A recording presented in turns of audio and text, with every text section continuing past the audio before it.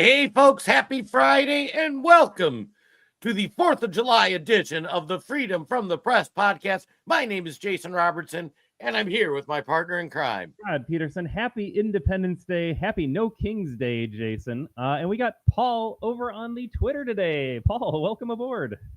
Giddy up. And I got to say, I hope everybody is sporting their USA clothes. I mean, Todd's currently sitting in his shed, which is about 185 degrees for his studio. So I'm just happy Todd has clothes on. I'm just going to say it. In the OnlyFans version of this podcast, Todd will be live streaming shirtless. So stay tuned for that for our subscribers. But folks, I am so thrilled with 4th of July. Like the headline said, common sense returns to America. Big, beautiful bill passed. So much winning, so much cool stuff. And we're so happy to go through a bunch of it with you. And I got to say, Todd, when I saw this big, beautiful bill and just the last week, I do Wayne Dupree's podcast during the week. We love Wayne Dupree. And we used to have Hutch Bailey Jr. on, which ironically enough, Paul Reese does Cold War Radio with Hutch on Friday nights. But Hutch Bailey, like a year ago in January, so like 16 months ago, had said one thing that stuck with me. And he said, 2024 was the year of no more pretending. You aren't going to act like this stuff's normal and makes sense and any of that. And so we quit pretending. We elected Trump, and now common sense is returning to America, and I couldn't be happier. And the mask is off. You know exactly what Democrats stand for. They have gone even more insane, and I always make the point, they're not going to learn from their election loss. They're not going to learn from the electoral mistakes here. This is who they are. This is what they believe. It is destruction of the country or salvation of the country. And thank goodness Donald Trump is in office. And thank goodness, Jason, we got the big, beautiful bill passed. For all of its faults, for all of the spending that you see there, this thing had to pass. We are moving in the right direction. And so, Jason, we popped up the graphic here to start off the show. This is, here, let me zoom in a little bit for everybody. This is the new funding for ICE, everyone. ICE funding versus the world's top defense budgets. United States, far and away, spends the most on military. You got China, Russia, India, Saudi Arabia, United Kingdom, Japan, Australia, France, Ukraine, Germany, Poland, Turkey, South Korea, Canada. And then, Jason, ICE is getting more money than the rest of the nations in the world for their entire military. I voted for this. Oh my God. Todd, read those countries again. You sounded like an auctioneer. I was pretty good. I didn't make a mistake either. United States, number one. And then you got China up there, Russia, India, Saudi Arabia, United Kingdom, Japan. I didn't know Japan spent so much money. Australia, didn't know they spent so much money. France, Ukraine. You know, Ukraine's budget should be about $1 trillion after the Biden administration. I'm surprised it's so low. Germany, Poland, Turkey, South Korea, Canada. We all know Canada's fierce on the world stage. But then ICE coming ahead of even, Jason, Israel.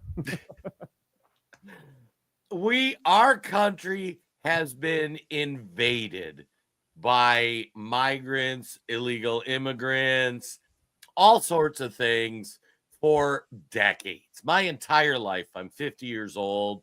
Like back in Reagan, they were talking about it. All these people coming into America. Donald Trump said enough is enough. And some of this stuff we're going to cover today is pretty shocking with the sentiment change in America. You know, it started with let's get the criminal illegals out of here. Now it's like, let's get just illegals out of here. And an important point to understand, take out the bad people coming in. Okay, let's just factor that out. Everybody agrees, or most everybody, 80-20-ish, everybody agrees they should go. Tom Homan does a great job explaining what all these immigrants are. Should we turn it over to Tom, which, by the way, one of my top 5 favorite people in the new Trump administration. You know what, Jason? Tom Homan, Stephen Miller, my favorite 2 people, both 100% on board with the immigration policies. So I voted for this. And this is the do or die point. If Donald Trump can enforce the border and deport as many people as possible, Republicans win in 2028. Non-issue. Put the message no one gets across. You can claim asylum in this country. If you go the last 10 years of immigration court data, nearly 9 out of 10 people who claim asylum get an order removal because they simply don't qualify for asylum. They're not escaping fear and persecution from the homeland because of race, religion, political affiliation. They're coming here for a better life, and I get that. But that's not asylum. We're enforcing laws And the great success we're having proves you enforce the law, you can secure the border. You enforce the law, you can make this country safe again. That's what we're doing. I want to drive home this. Take out the criminals, which there's thousands, potentially millions of.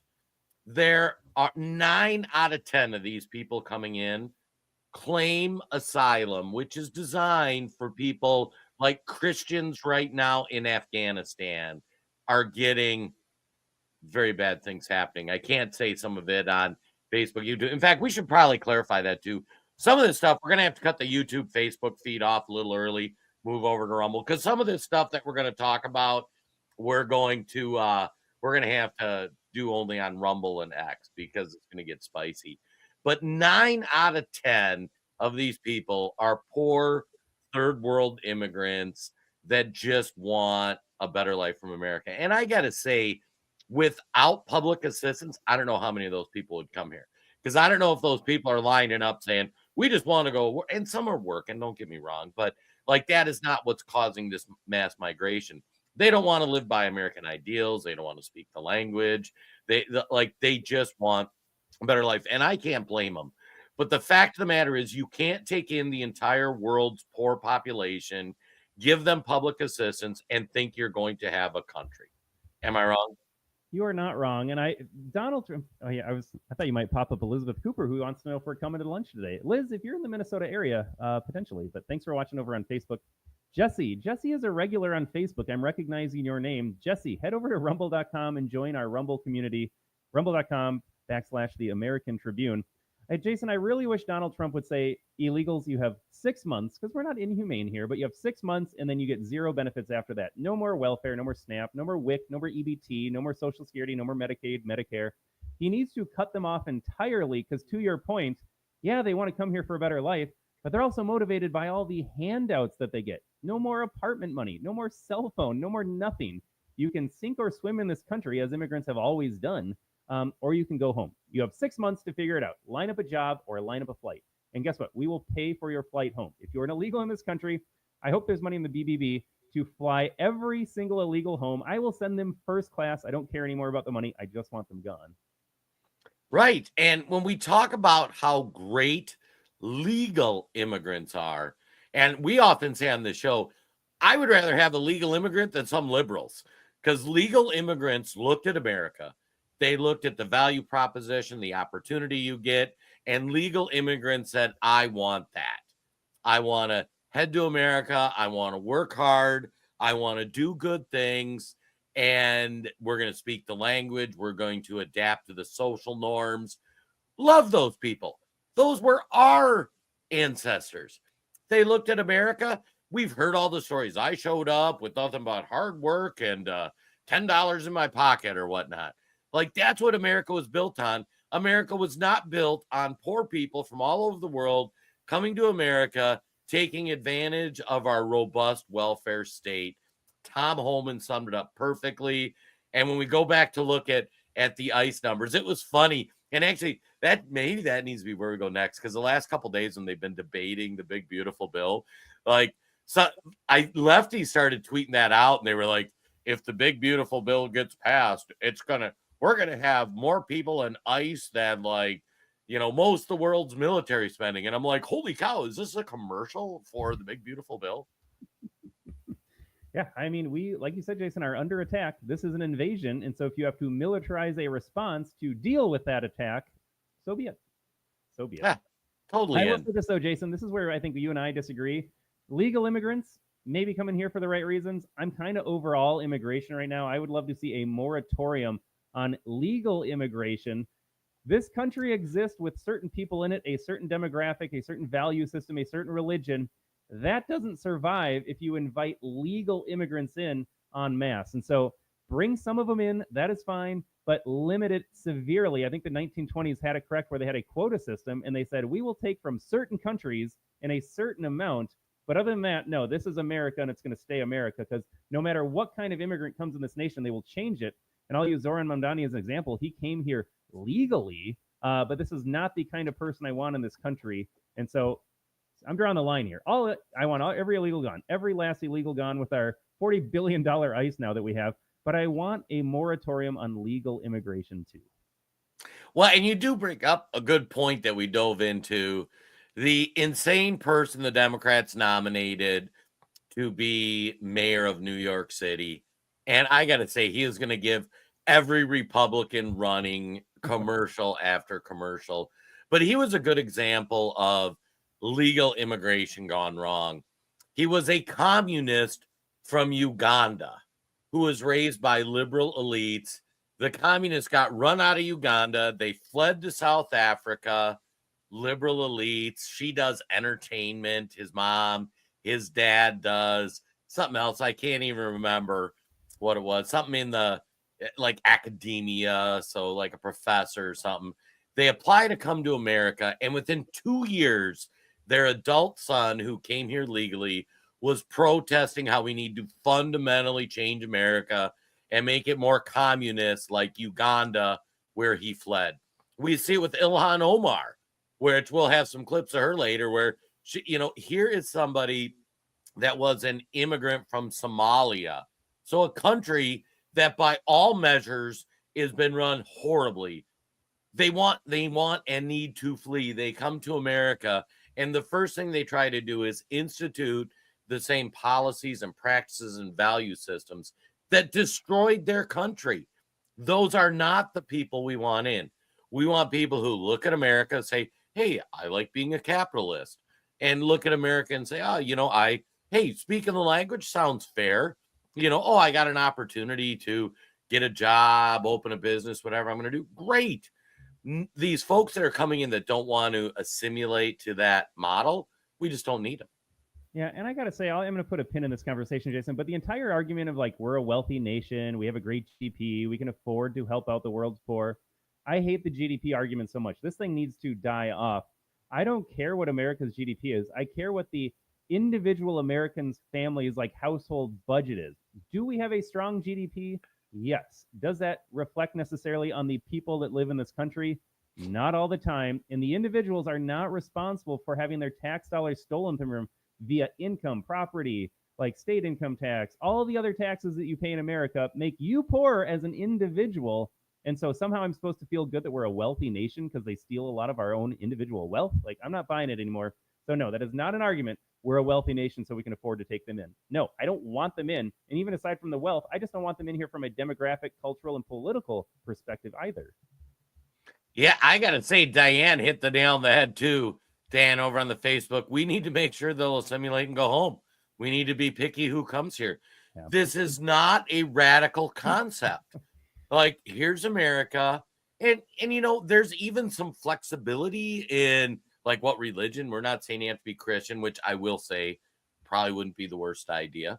But like, if you're not willing to assimilate, and that's why we showed videos over the past couple months, these people speaking in Spanish, like, I've lived here 20 years. I can't believe they want to send me home. And it's like, you're saying it in Spanish. You didn't even spend the time to learn American before English, before you, like, in 20 years. Like, are you insane? And the answer is yes. Yes, turns out you are. Jason, I just want to pause for a second. We got Palumbo, Gary, Diane, Mary, Pamela. Palumbo's back in there. I think Palumbo wins the award for the best name. Belinda, Daryl, Roger. Folks, thanks to everyone for tuning in on this July 4th. Thanks for tuning in to Freedom from the Press podcast. Appreciate your viewership. Appreciate your comments here. I love our audience, Jason. We got the best audience, I think, in the podcast here. Very smart people, very patriotic people. But welcome aboard. Thanks for joining us on this special edition July 4th podcast. And what I did forget to say, too, folks, we're streaming on YouTube, Facebook, Rumble, Twitter X. Do us a favor if you're watching. Hit the thumbs up button. It does a lot for our show. It does a lot for our reach. If you really like us, you can be subscribers. We got subscriptions set up on Rumble.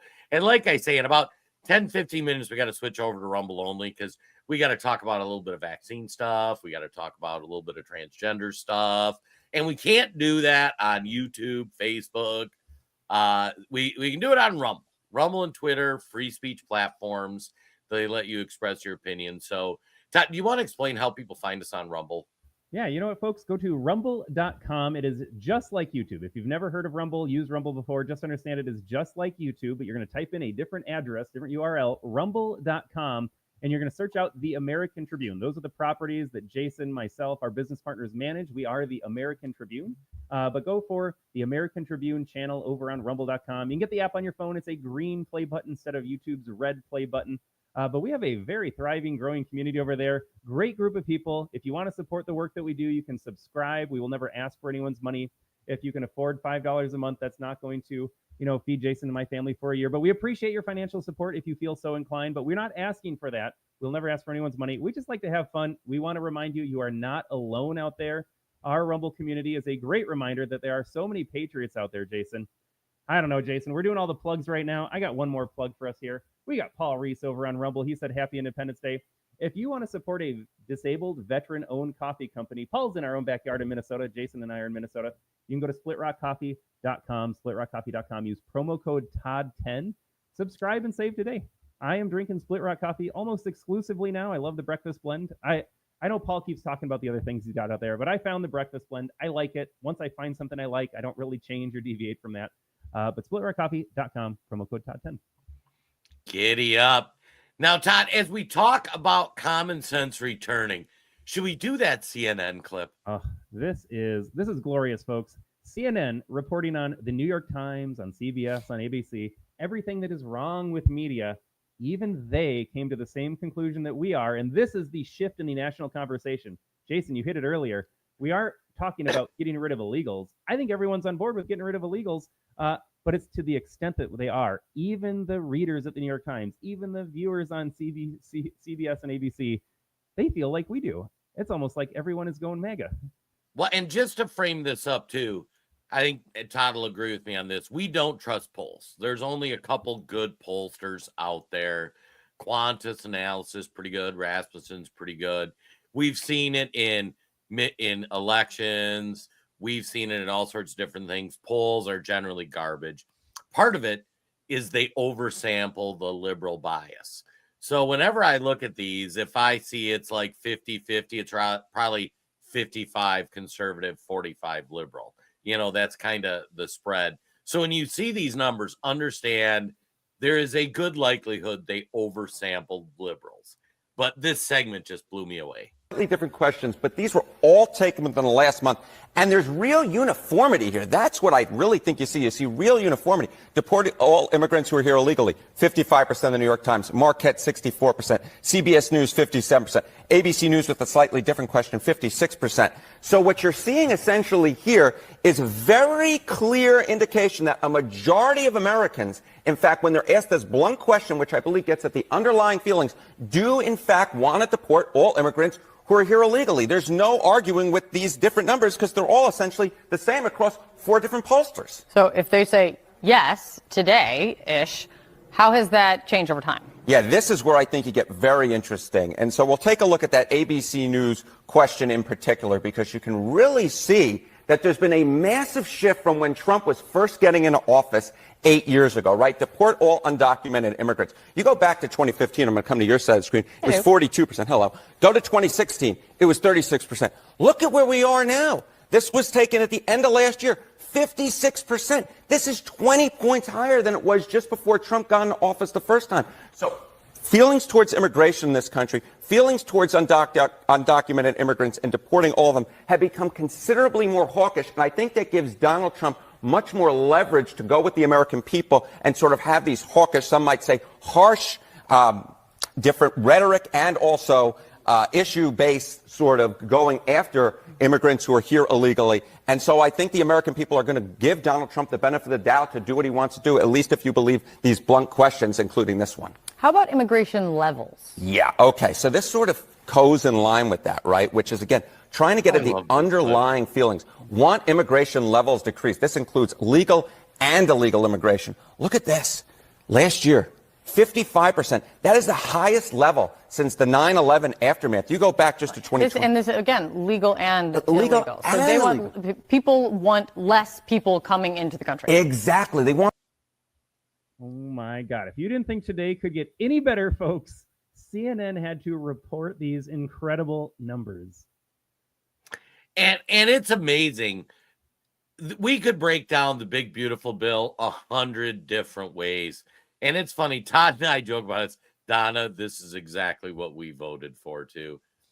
But as we were looking at the big, beautiful bill, one of the big factors I loved is this focus on immigrants. And if you think about all the problems we have, we don't have enough housing. Well, we got 30 million people here illegally living in houses. Like, these people aren't homeless. Government spending too much money. Well, these people are sucking up a lot of public assistance, that sort of thing. There aren't enough good jobs for Americans. Well, these illegals are working. And don't get me wrong, like, not all these jobs are desirable, but Americans should be being their own housekeepers. It shouldn't be you import a third world person and give them public assistance so they can be your maid. Like, it is the silliest idea ever. And people are waking up to the point where CNN needs to address it. And the American people said it in the election. They support it. The numbers continue showing. We just want our country back. And it's not even like nobody's saying anything bad should happen to these folks. There's still the lunatics on left screen. They're building concentration camps, or they're kidnapping people off the streets. I have never seen a kidnapper or a concentration camp whose whole goal is to send people home. Like, you are being sent back to your house. If I go in, we're from Minnesota. If I go into North Minneapolis and get kidnapped, I guarantee the kidnapper is not going to drag me back to my house in the suburbs. Like, the kidnapper is going to have ill things intended for me. Yeah, and I don't know. I'm speculating here, Jason. Part of me think this is the Trump effect. This is Trump repeatedly hammering home this message about saving this country. I think that's part of it. I don't know. For my money, an audience, let me know if you think differently. The fact that illegals get so much for free, I think, is really driving these numbers. Our audience, you, Jason, me, we work 7 days a week on our own business here. We work hard for the money we earn. We pay taxes for that. We pay taxes everywhere. And these illegals show up, and even legal immigrants, they still qualify for benefits. We're watching millions of people do nothing and then collect your stolen tax dollars. And the American people, where we live in Minnesota, somehow this got rejected. They were trying to give illegals free healthcare in Minnesota. And Jason, I pay hundreds of dollars every month for an awful plan. I'm paying for my health insurance as an American citizen.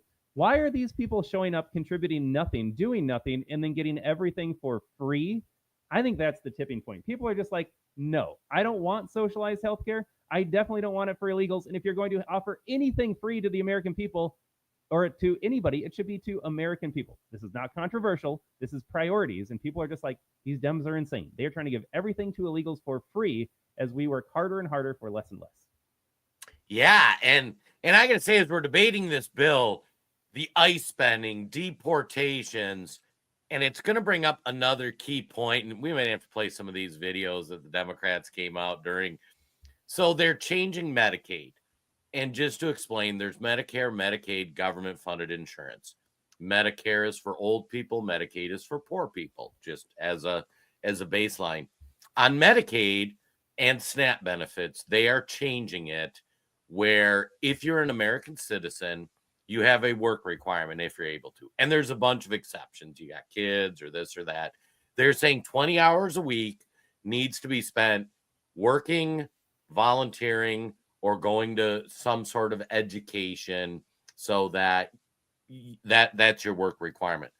So no more sitting on free healthcare, getting your food stamps when you're able-bodied and you are doing nothing. You could literally volunteer at a church. You could volunteer at a food bank. You could clean this. It is the least amount of work ever. And if you're an illegal, and this is something that is interesting. So the question, everybody will say, oh, illegals can't get Medicaid, which technically is true. But the fact of the matter is, if an illegal shows up, they go to the emergency room, they get care. It ends up getting back to Medicaid because you have to provide service to everybody. That's why if you ever go into the ER or urgent care, a lot of times it's full of immigrants because they can't get a regular plan, so they have to go through that plan. It was funny. I was arguing with somebody on Twitter, and they're like, oh, so now we're just going to send them all to the emergency room? I'm like, you just made the argument why they need to go home. So Democrats love lying to you. They love saying, like, yes, technically they don't get the Medicaid plan, but money still comes out of Medicaid. Am I missing something with this, Todd? You are not. And then something that I was discussing yesterday, had the brother and his wife over. We're talking late at night as the kids go to bed. And he lives in Florida, and he's talking about how his insurance premiums are going through the roof in Florida. We got friends in Colorado experiencing the same thing. Did you know, Jason, I don't know about you, when I went to register my vehicle this year, they asked for proof of auto insurance. So if I want to drive legally in Minnesota, I need to present proof of insurance for my vehicle. Did you know that the most expensive thing on your plan is likely the clause for uninsured drivers? So somehow, as an American citizen, I am required by law to get insurance. Again, this is just like health insurance, but now we're talking auto insurance. I have to buy it. I have to present evidence that I have it so I can register my car and be legal. And I am paying more money every day to subsidize the illegals on the road that somehow get a driver's license just for showing up in Minnesota without having to present proof of auto insurance. And they don't ever bother to get it. They can't afford it. And then when I get in a crash, I'm paying for them to have hit me. This is all insane. I want them all gone. I am so over it. You will never change my mind. Well, and, it's funny you say that, too, because common sense returns to America. So, and it's funny, too, because Democrats and the left loves to use like complex explanations for really simple things. And we're going to talk about this, especially in the Rumble only. And it was funny. I was arguing with a family member who's on the left, and they're like, you are just too simple. You see things black and white. And I'm like, no. You guys like to confuse people by making simple things complex. The fact of the matter is, a large percentage of people coming in are either ill-intended or they're here for a better quality of life, usually translated to mean better public assistance, better public service. You can't keep bringing people in and expect this to work. For Medicaid, Medicare, government programs, it is no other taxpayer's responsibility to pay for your insurance if you are an able-bodied person who is able to work. It's not my job to pay for your insurance. So work requirement, completely reasonable, completely normal. So 80-20 issues. 80% of Americans can kind of get behind this. Should we see what the Democrats were doing while they were doing that, Todd? You want to do the white gal melting down? Yeah, let's do the crying one. There was like I lost my voice. We were forced back here. Took a red-eye flight. Haven't slept. We're here being forced back to vote on this disastrous budget proposal that is going to decimate our rural hospitals, healthcare that families, millions of families across the United States rely on, and increase costs for all of us for the private insurance market when we have this much uncompensated care. It's hard to hold back the tears with how bad this bill really is, the impact that it will make in Colorado and especially in rural Colorado. So I will keep you updated, but right now we have 2 people who are likely going to vote no. We just need 2 more. Your voices matter. And reaching out. I can't do it anymore, Jason. I just cannot with this fake line. I think she's actually sad. They believe it at this point. She genuinely believes that this is an awful thing. We're going to build camps right after this. I can't. This is, by the way, the mom. She uses her baby as a prop on the House floor. Yeah, I was going to say, so just like my thoughts on this one, this is the mom. You see, what's her name again? Yeah, was it Britta? Britta, something like that. Somebody in the chat might know. Democrat member of the House who complains about childcare, and she drags her kid to her work all the time. She's sitting in a hearing with her baby, which I think is disgusting.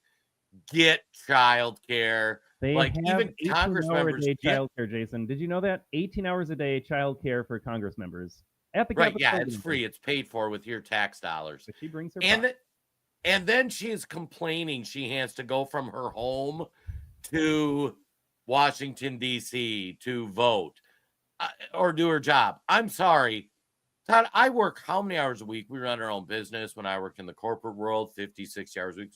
Like a politician getting up complaining that they got to go back to do their job. Screw off.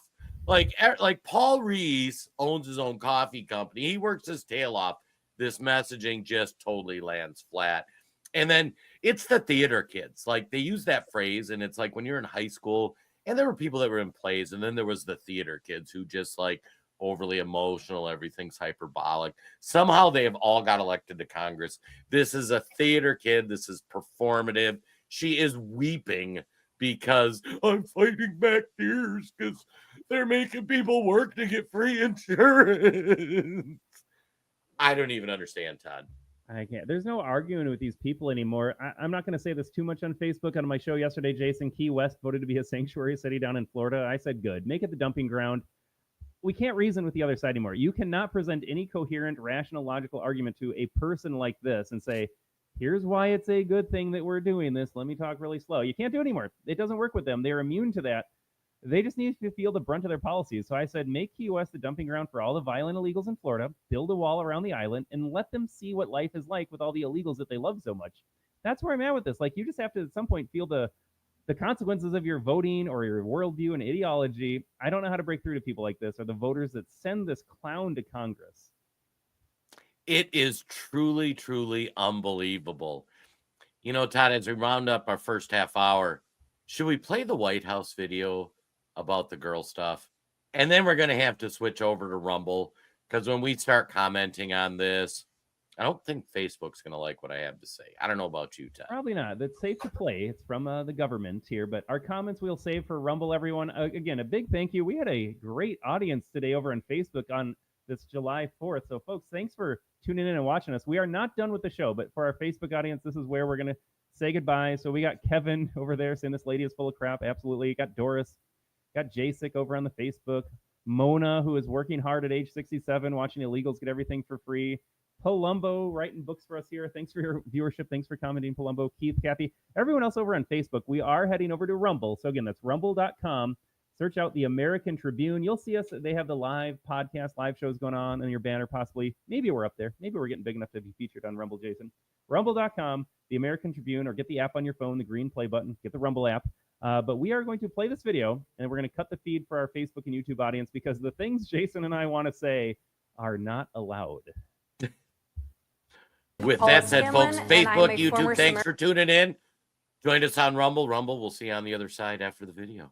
From the University of Pennsylvania. My name is Riley Gaines. I was a swimmer at the University of Kentucky. I was permanently injured at the hands of a man when I was forced to play against him in a high school volleyball game. I was forced to compete against a biological male on my middle school track team. I had to compete against 2 biological males throughout all 4 years of high school. Trump's admin and the Department of Education have gotten the University of Pennsylvania not just to apologize for what they did to me and other female athletes that were forced to compete against and alongside this male athlete, but they also got them to change their policies and to take down his records from the board, which is a great win. The stories we heard brought tears to all of our eyes. It was powerful. It was moving. I'm so excited for the announcement from Secretary McMahon and President Trump today as they stand at the forefront of this issue for women and girls everywhere. And I am so thankful that we finally have an administration in office who is willing to stand up and ensure that no other girl has to experience the pain and heartbreak I went through. I'm just very excited that the Trump administration is taking action to protect girls. We're fighting for the next generation,